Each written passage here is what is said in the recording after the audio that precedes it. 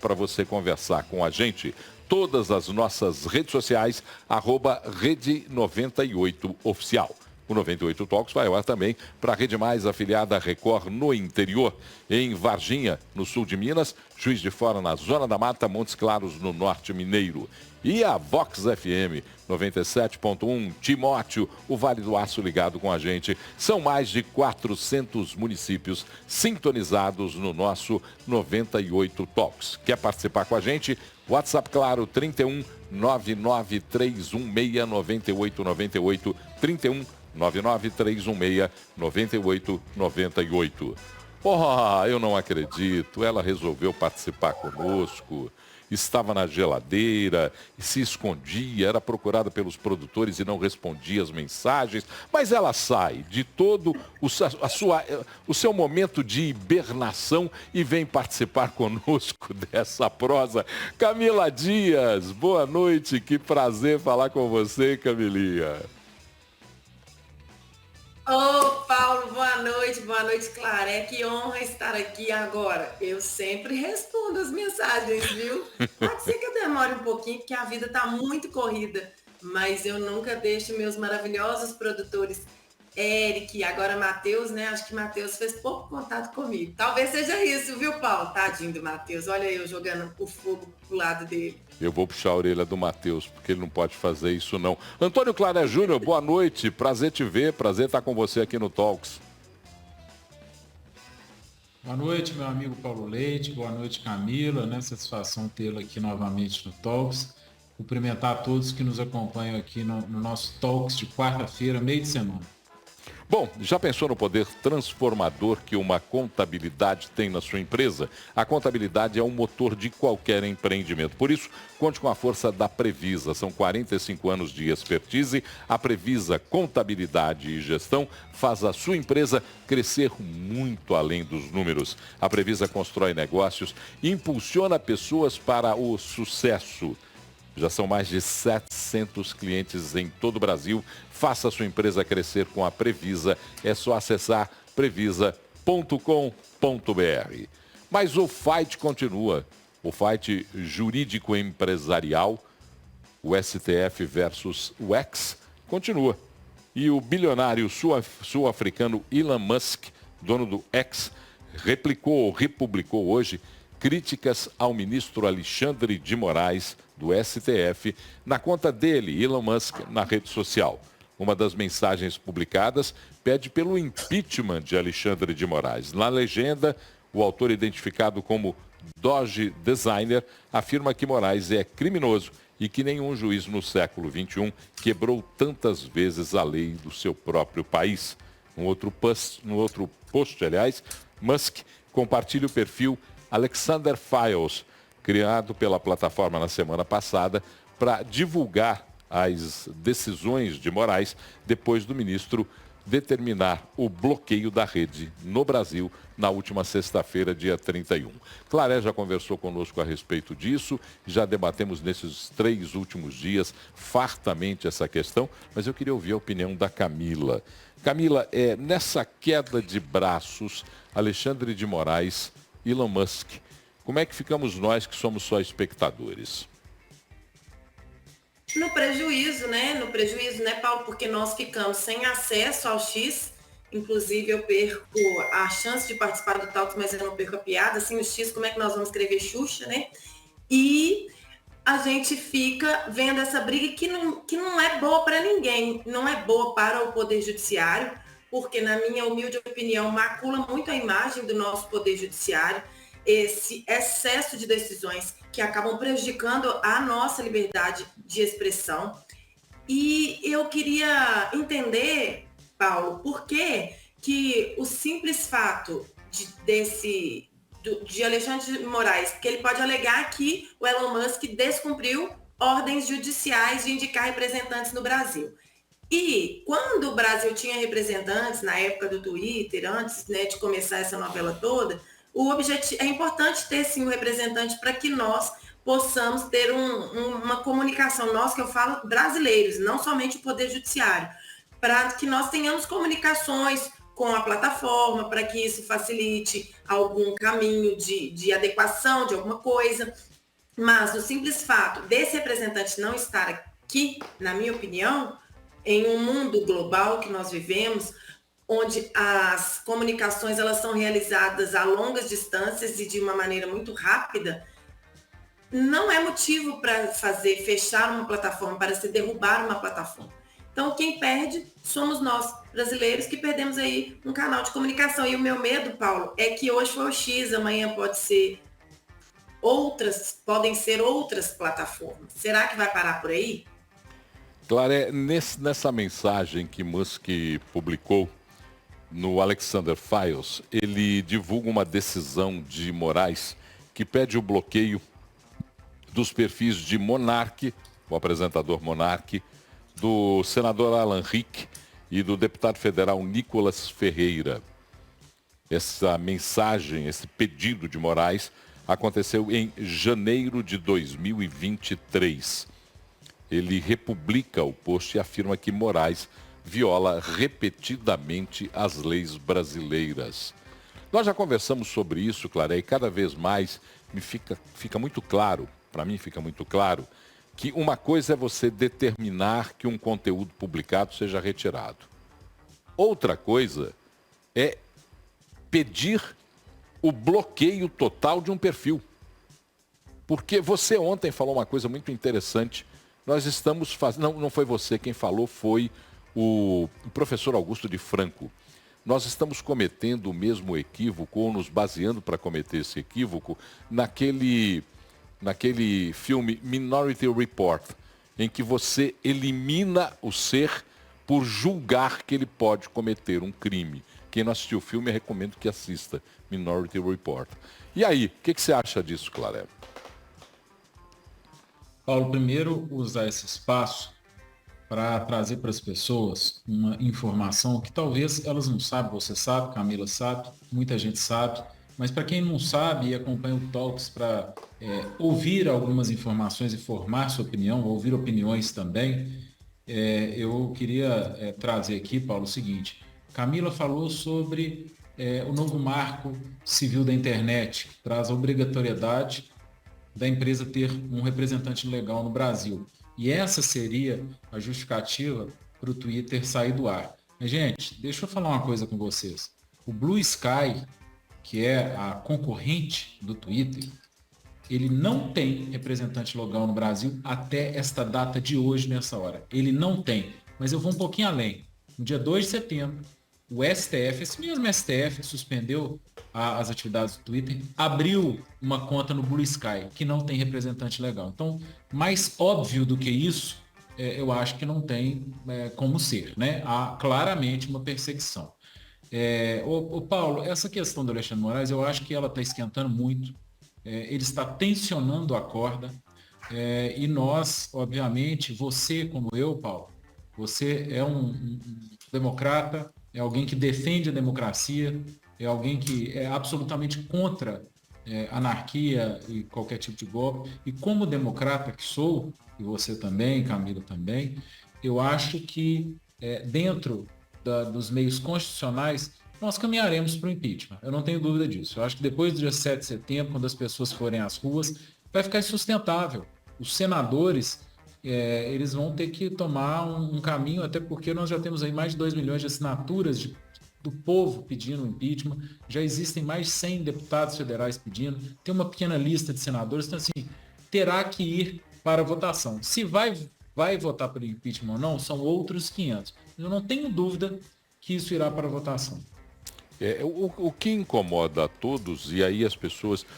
Ontem eu recebi no meu Instagram, porque Instagram está lá, a pessoa vai lá, publica, se você não bloquear ele continua publicando.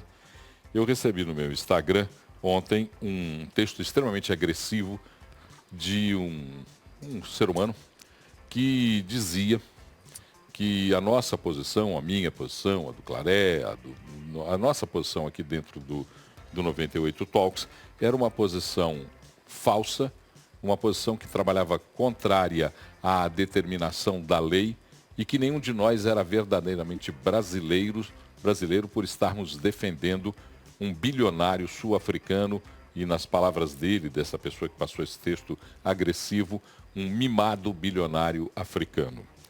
Eu não tenho nada a favor de Elon Musk, não o conheço, não tenho nada a favor, não concordo com boa parte das coisas que ele fala, tenho minha opinião própria, mas eu volto a repetir o que disse no primeiro programa depois que as decisões de Moraes foram publicadas. Você, para ser um democrata, você não pode, um democrata verdadeiro, você não pode defender a sua visão de democracia elegendo um inimigo e o perseguindo. Isso não é democracia. Definitivamente, isso não é democracia. Se você tem conteúdos publicados numa rede social que podem ser, e dentro do seu ponto de vista, dele como ministro da Suprema Corte, podem ser conteúdos agressivos, conteúdos que violam a lei do país, que se retire o conteúdo e que depois chame a representação aquele que foi o que publicou o conteúdo. Agora, exigir que uma plataforma retire perfis que são considerados por ele perfis de inimigos de uma democracia que ele se julga o defensor único, isso não é a atitude de um democrata. Eu fico muito triste, Camila, porque, e me entristeço mesmo, eu estou particularmente muito entristecido com essa quadra brasileira que a gente percebe, em que as pessoas, para defender o seu ideal, ou aquilo que elas julgam o seu ideal, elas tripudiam sobre qualquer mínima regra de respeito às leis e respeito à liberdade individual. Isso tem me entristecido muito, Camila. E tenho visto cada vez mais isso acontecer. Isso tem desanimado, Paulo, e quebram-se várias regras, principalmente uma que para mim é muito cara, eu que estou no serviço público novamente e estive durante um tempo, que é o princípio da impessoalidade. Isso deveria ser levado a sério no serviço público em todos os âmbitos, mas quando vem de cima para baixo ainda é mais feio e mais desanimador. Por quê? O Claré, como sempre, muito feliz na fala dele, quando ele trouxe essa informação de que essa outra plataforma, cujo nome me esqueci, mas que também não tem representante no Brasil e que o STF se inscreveu nela, fica clara essa perseguição pelo simples fato de não se respeitar dentro do STF o princípio da impessoalidade, porque por pirraça, por vontade pessoal do presidente do STF, acontecem essas barbáries. Eu estive essa semana em um encontro do Ministério Público muito bacana sobre métodos adequados de resolução de conflitos e lá foi citado o episódio de 8 de janeiro, falando que há uma possibilidade ou foi feita oferta de acordo de não persecução penal para as pessoas que teriam participado do ato. Foi até a ministra Ellen Grace que comentou sobre isso e que muitos não quiseram esse acordo. E aí, na hora, enquanto ouvinte que lá estava, eu pensei, por que será que não quiseram esse acordo? Porque uma pessoa deixa de aceitar algo que é injusto. E aí me veio na hora a imagem do Alexandre de Moraes determinando a prisão dessas pessoas, sem saber quem é quem, sem identificar direito à participação de cada um. Então, eu garanto, Paulo, que isso não começou de grandes atos de arbitrariedade. Foi de pequenos atos, foram pequenos atos que foram enraizando e fizeram com que chegasse a esse absurdo de nós termos que calar a boca para não sermos calados à força. Bom, vamos participar aqui porque tem aqui o nosso amigo Luiz. Boa noite. Acho que esses embates entre Musk e Alexandre de Moraes já se tornaram particulares. Por parte do Brasil, Alexandre de Moraes não se dá conta de que o povo que utiliza a plataforma é que está sendo prejudicado. Só foi inclusive a opinião do Claré no primeiro dia em que a decisão de Moraes foi publicada, porque o Claré mesmo alertou para o fato de que a plataforma ela é instrumento de trabalho de muita gente. Ela é usada para muita gente como instrumento de trabalho, por muita gente como instrumento de trabalho, né, Clara? Pois é, Paulo. Eu fico triste também quando eu vejo alguém achando que há aqui uma torcida por Elon Musk ou por Alexandre Moraes. Eu não conheço Elon Musk, eu não sei quem ele é direito, eu não sei sobre a família dele, eu não sei sobre as crenças dele, a ideologia dele. Mas eu sei que ele é uma pessoa que está ajudando muito. Porque se não fosse ele, possivelmente muita coisa não estaria exposta. E a gente talvez estivesse acreditando que o Twitter estava atuando com ilegalidades, quando na verdade me parece que as decisões de Alexandre Moraes não estavam respeitando os limites da Constituição. Paulo, se você me permitir, eu queria ler um texto famoso, curtinho, mas que você já falou sobre esse texto aqui no passado, mas que eu acho que cabe muito bem nesse caso específico, das pessoas que acham que defender Alexandre Moraes é o certo, que está defendendo uma ideologia. De fato, muita gente deve estar feliz, porque as atitudes dele acabam por contribuir para uma das ideologias, né? Especialmente a ideologia de esquerda. Então, vou ler aqui. Primeiro levaram os comunistas, mas não falei, por não ser comunista. Depois perseguiram os judeus, nada disse então por não ser judeu. Em seguida castigaram os sindicalistas, decidi não falar porque não sou sindicalista. Mais tarde foi a vez dos católicos, também me calei por ser protestante. Então um dia vieram buscar-me. Nessa altura já não restava nenhuma voz que em meu nome se fizesse ouvir.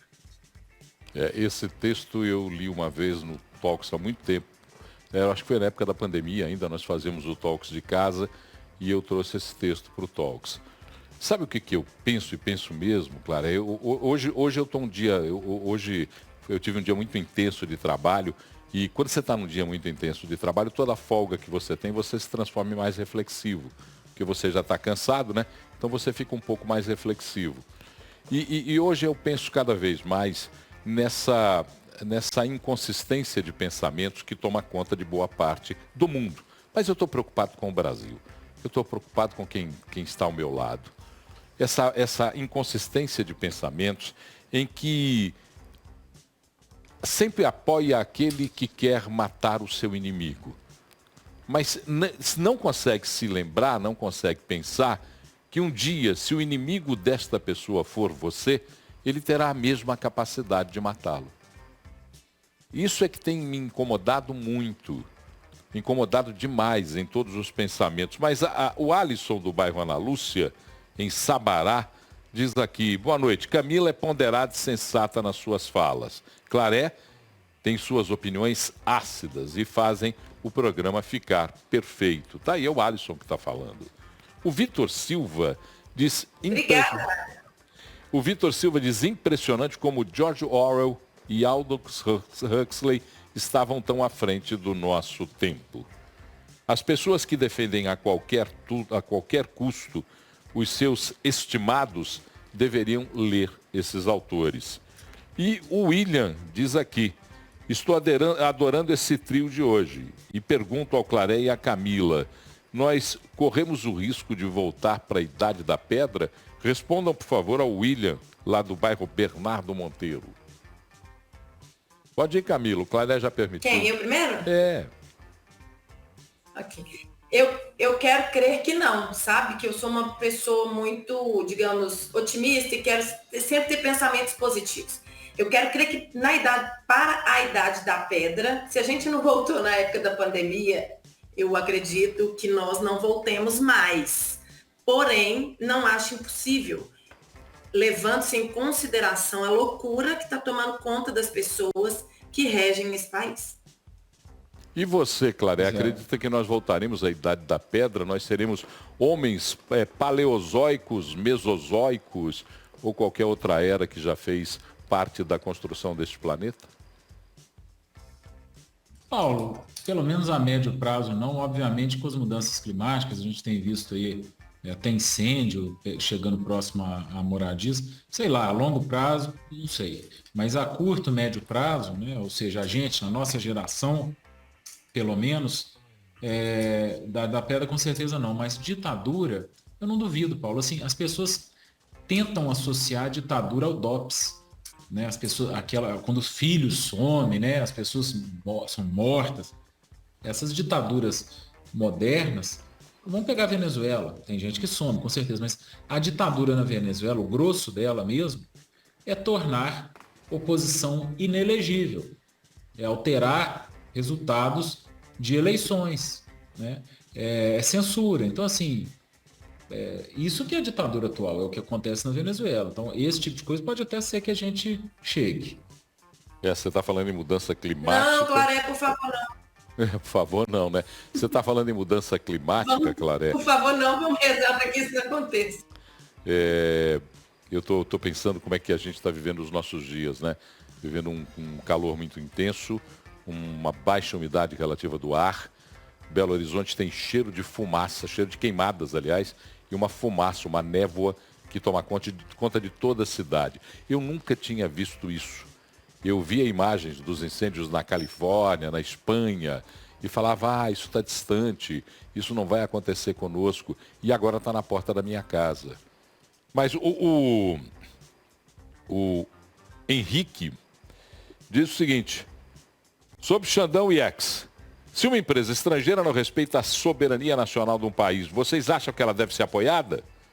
Por que que Elon Musk não cumpriu nenhuma determinação da justiça brasileira? Responda ao Henrique, Claré, porque você já falou sobre isso. Henrique, deixa eu te falar uma coisa. A nossa Constituição, nossa Carta Magna, né, é a lei maior do Brasil. Todos nós estamos submetidos a ela, inclusive um ministro do STF. E ela traz muito claramente que ninguém será obrigado a fazer ou a não fazer algo que não em virtude da lei. Infelizmente, existem decisões vindas de um ministro do STF em relação ao Twitter que não estão alinhadas com a lei. Vou te dar um exemplo. A questão do VPN. Né? Ele está dizendo, hoje existe vigente uma decisão judicial dizendo que ninguém pode acessar o Twitter via VPN, que é um aplicativo que ele burla o sistema de que você está no Brasil e você entra no Twitter. Está proibindo, sob pena de multa de 50 mil reais. Só que nós não somos partes de uma ação nem de um inquérito. A gente é obrigado a saber a lei, mas a gente não é obrigado a saber decisões dentro de um inquérito ou dentro de uma ação. E isso é inconstitucional. Então, assim, não ache que o Twitter está descumprindo a lei. Ele está, eventualmente, descumprindo algumas decisões judiciais que, no seu entendimento e no entendimento de qualquer jurista de meia tigela, são decisões inconstitucionais e ilegais. Aí a gente vê naquela regra lá. Quem veio primeiro, o ovo ou a galinha, né? Porque, sinceramente, existem certas... E tem uma jurisprudência do STF que diz isso, né? De 1996, salvo engano, o desembargador Maurício Correia foi um habeas corpus, onde ele disse que ordens judiciais ilegais não devem ser cumpridas. Olha, gente, sobre essa questão de ordens ilegais, acabei de receber uma informação aqui que talvez vocês tenham tido conhecimento. Se eu tiver vindo com o angu frio, ô Paulo, você pode me cortar, tá bem? Diga. Me parece que tem um senador, Duval, que está alegando que o Alexandre de Moraes está perseguindo ele também. E mandou bloquear todos os bens deste político, inclusive o salário. Sabe o que ele fez ontem? Levou a mala para o Senado e disse que ia dormir lá, porque não tinha mais condições, né, de ficar se deslocando, porque não tinha pagamento e tal. Então, no discurso dele de ontem, ele falou: vou ficar aqui no Congresso, porque eu não tenho outro lugar para ficar, até que isso seja resolvido e eu possa voltar a exercer a minha função de senador. Então, vou encontrar no corredor algum local e passarei a morar aqui no corredor do Congresso. É o senador Marcos Duval, senador. Existem coisas muito graves acontecendo. A Camila traz essa informação agora. A gente não falou agora há pouco, mas a Starlink, que você conhece bem, né? Você é cliente dela, como muitos dos nossos homens do campo, aliás, como o Exército, como muitos dos órgãos fiscalizadores do Brasil, mas especialmente os homens do campo, que precisam desse acesso via satélite. Aliás, muita gente foi salva no Rio Grande do Sul graças à Starlink. E por que eu estou dizendo isso? A Starlink teve bloqueado as suas movimentações financeiras. Ela não tem nada a ver com essa história, simplesmente porque, em tese, o dono do Twitter é o mesmo dono dela. Gente, não tem como defender esse tipo de coisa, Paulo. Não tem como defender o fim da ampla defesa, do contraditório, do processo legal. São princípios constitucionais que estão sendo rasgados. Essa decisão da Starlink, então, é um estrago. Essa é um estrago. Essa não nem tem como se comentar. Porque você não pode, por lei, você não pode fazer o que está sendo feito. Uma outra pessoa jurídica se responsabilizar por o erro de uma pessoa jurídica. Então nós estamos vivendo realmente aquela imagem do Alexandre de Moraes como Darth Vader é o império da lei. Olha, democracia é um regime em que a sociedade controla o Estado. E não o Estado controla a sociedade. A sociedade tem que controlar o Estado. Temos que respeitar as leis? Sim. Mas o império da lei, a lei acima de tudo, ela é autoritarismo puro. Como é que é a frase do Rui Barbosa? É a pior ditadura e a ditadura do judiciário, porque contra ela não há a quem se recorrer. Isso quem disse foi o Rui Barbosa, hein? Olha quanto tempo ele disse isso. Maravilhoso. Uma coisinha sobre isso aí do Rui Barbosa. A coisa virou tanto Atlético e Cruzeiro, tanto Fla-Flu, que tem gente vindo a público dizer, não, isso não foi do Rui Barbosa. Você não encontra nenhum documento escrito isso. É óbvio, ele não fez isso no documento, ele falou. Tem registro de pessoas da época que viram ele falando várias vezes isso. Mas como não tem um livro, um artigo, agora já tem gente dizendo que não é Rui Barbosa, não. Os golpistas estão inventando isso. Clara, mesmo que não tenha sido o Rui Barbosa, que tenha sido o Gari do bairro Gorduras em Belo Horizonte. Essa frase é extremamente verdadeira. A ditadura do judiciário é a pior de todas as ditaduras, porque não há a quem recorrer se você for o alvo do autoritarismo do poder judiciário em qualquer parte da terra. Eu estou começando a ficar cansado de ver essas bobagens. Diga. Paulo, já que tem gente discutindo se foi Rui Barbosa ou não, e foi, né? Só porque não está num livro, acham que não foi. A gente tem um que está bem registrado no STF, como eu acabei de falar, num habeas corpus do desembargador Maurício Corrêa. Ninguém é obrigado a cumprir ordem ilegal ou a ela se submeter, ainda que emanada de autoridade judicial, mas é dever de cidadania opor-se à ordem ilegal. Caso contrário, nega-se o Estado de Direito. Mas tem muita gente dizendo que é imperativo que não se descumpra a ordem judicial. Tem muita gente defendendo isso, eu vi juristas defendendo isso. Eu ainda bem que de vez em quando... Então eles vão brigar no STF, porque isso é jurisprudência do STF desde 1996, diferente do que o Kertzmann teve aqui discutindo comigo recentemente, e ele ponderou algo importante, ele falou assim, mas isso aí foi ele que falou, não é jurisprudência. Eu não tinha certeza, mas fui estudar, é jurisprudência. É uma jurisprudência do STF, do plenário do STF de 1996. Tem que se opor a decisões ilegais. Aliás, é seu dever. E até mesmo porque se o judiciário não cometesse, não proferisse decisões ilegais, nós não teríamos tantas instâncias. O que me deixa um pouco desesperada é quando essa ilegalidade vem da última, né, Clara? Não há dessa última não há mesmo a quem recorrer. Vamos lá. O João de Medeiros está no trânsito em Belo Horizonte e diz: Alexandre o Grande ficou grande demais.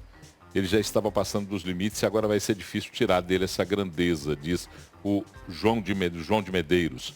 O César de Contagem diz: e a nossa classe política não irá fazer nada? O Claré sempre fala isso. Cabe ao Senado, e só ao Senado, estabelecer processos que tragam o equilíbrio dos poderes. Nós não podemos ter um poder que prepondera sobre os outros. Ou então vamos rasgar a Constituição de uma vez. Vamos rasgar a Constituição, joga a Constituição no lixo, deixa para lá.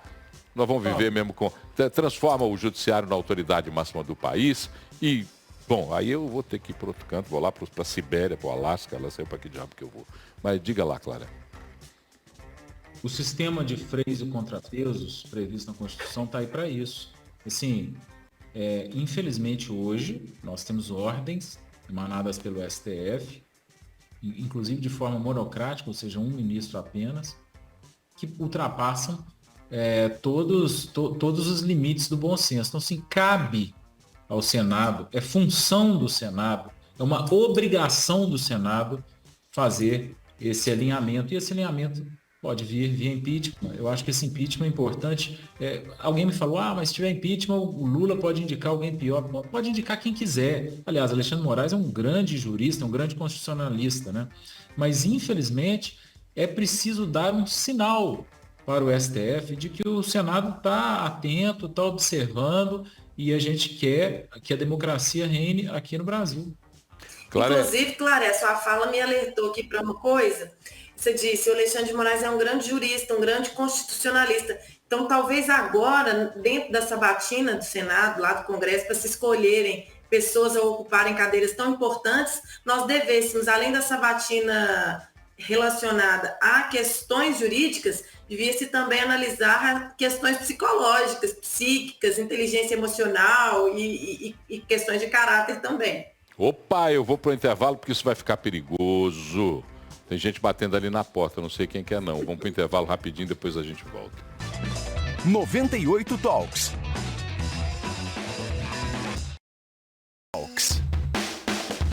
Agora são 19 horas e 39 minutos, de volta com o segundo bloco do nosso 98 Talks pela Rede 98, pela Rede Mais, afiliada Record no interior de Minas, e também pela Vox FM 97.1 lá em Timóteo. Mais de 400 municípios estão ligados conosco aqui no nosso 98 Talks.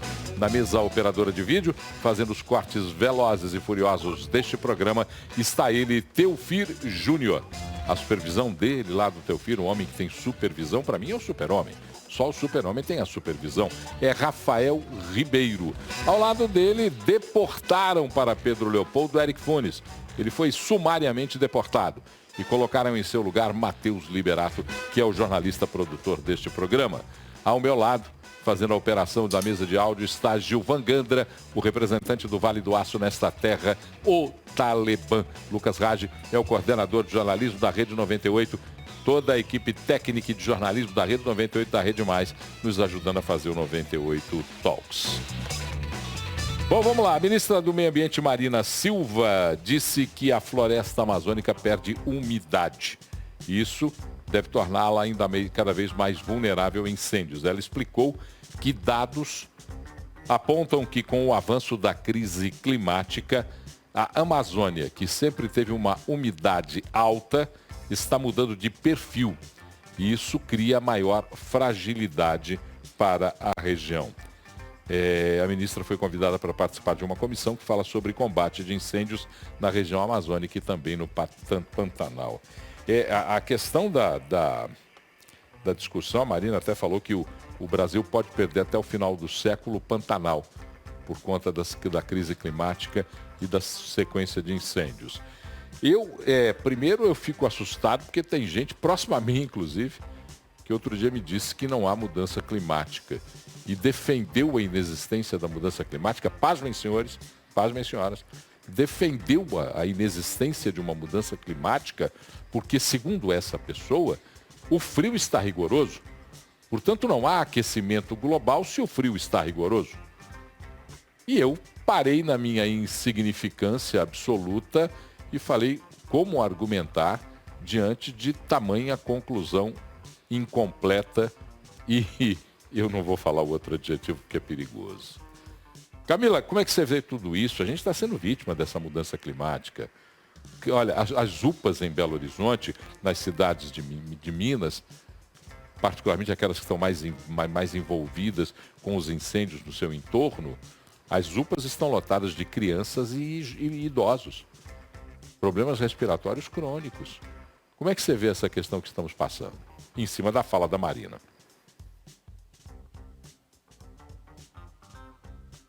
Seu microfone está fechado, Camilinha, abre para ele aí, gente. Desculpa, porque eu tive até uma queda de sinal. Essa mudança climática derrubou até meu sinal aqui, viu, Paulo? Essa questão aí das mudanças climáticas é algo que não é novo, né? O que me deixa intrigada é que antes a culpa era de determinados políticos e agora não se fala mais sobre culpabilizar políticos pelo desmatamento e pela questão da Amazônia, mas não fique espantado, viu, Paulo, que eu também escuto, sabe? Sabe o que eu escuto? Eu escuto que essas mudanças climáticas são normais, desde que o mundo é mundo, que já houve épocas muito quentes, épocas muito frias, e que os seres vivos se adaptam. Eu escuto essas coisas e fico rezando para a pessoa estar até certa, né? Porque aí, se a gente se adaptar, eu, por exemplo, tenho que fechar a porta aqui, de onde eu trabalho, para poder participar do Talks, porque senão meus meninos não dão sossego lá fora. E não instalei ar-condicionado aqui, então a mudança climática está me prejudicando, porque eu estou morrendo de calor. E ontem, quando eu cheguei de São Paulo, me chamou a atenção que quando nós decolamos lá de Congonhas, os pilotos, geralmente, eles falam, né, a temperatura e como que está o tempo na cidade de destino, para falar sobre turbulências e tal. E a fala dele foi, em Belo Horizonte, 26 graus, não há nuvens, mas há muita fumaça, o que nos preocupa e pode provocar algo diferente aí no voo. Então, quando desci em Confins e respirei aquele ar, Paulo, fiquei com vontade de voltar para São Paulo, que dizem é um pouco pior e não estava tão ruim como está aqui. Quem me conhece sabe que a minha voz some. Eu tenho 2 meninos aqui e fico, bebe água, gente, bebe água. Então, a mudança climática é uma realidade, só que é algo que eu não tenho muita confiança que vá mudar, sabe, Paulo? Porque depende de uma consciência coletiva. E existe uma outra nuance nisso daí. Existem, por exemplo, associações, existem organizações mundiais de proteção ao meio ambiente, que trabalham, que ficam arrecadando recursos para proteger e mudar alguma coisa. Mas eu quero fazer uma pergunta, Paulo. E se resolver a situação? Como é que esse povo vai fazer para conseguir mais recursos para outra coisa? Essa que é a questão. Porque tem muita gente que sobrevive do caos. É uma verdade. Eu estava conversando outro dia, mudando o assunto, mas só fazendo uma correlação com o que você falou. Eu estava conversando outro dia sobre a situação dos moradores em situação de rua, das pessoas em situação de rua em Belo Horizonte. E aí me deparei com a informação de que existem pessoas que sobrevivem da permanência dessas pessoas na rua. Porque garantem o recebimento de ajudas internacionais com a permanência dessas pessoas na rua. É um desvio completo. Isso, Paulo. E isso vale para ações relacionadas a pessoas em situação de rua, ações de defesa civil, ações de violência contra a mulher, sabe? Porque pensa, se resolve o problema do morador de rua, né, da pessoa em situação de rua, aí qual que vai ser a justificativa para ter recurso para alguma coisa, para desviar alguma coisa? Então, assim, a fiscalização tinha que ser mais efetiva. É complicado. Claré, eu estava vendo aqui, tem uma lei ambiental que também versa sobre isso, mas que trata da mesma forma. O Decreto-Lei 2.848 diz que causar incêndio expondo a perigo à vida, à integridade física ou ao patrimônio de outrem, se for doloso, né, causando incêndio, uma reclusão de 3 a 6 anos e multa. As penas aumentam de 1/3 se o crime é cometido com o intuito de obter vantagem, blá, blá, blá, blá, blá, blá, blá, blá.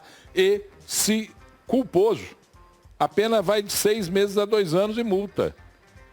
Quer dizer, eu vou continuar essa pergunta para você, mas é porque eu vou ter que fazer um encerramento agora aqui nosso para Varginha, porque Varginha sai antes aqui do Talks.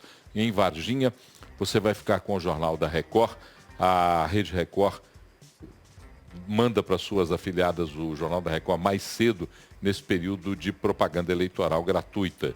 Então a gente vai encerrando aqui o nosso Talks para Rede Mais, para Varginha, para Juiz de Fora, para Montes Claros, a Rede Mais afiliada à Record no interior, agradecendo sempre a audiência especial de vocês, prometendo voltar amanhã às 7 horas da noite com mais uma edição do 98 Talks. E a partir de agora, você que está aí na Rede Mais afiliada à Record, fica com o Jornal da Record. Termina aqui na Rede 98 Talks.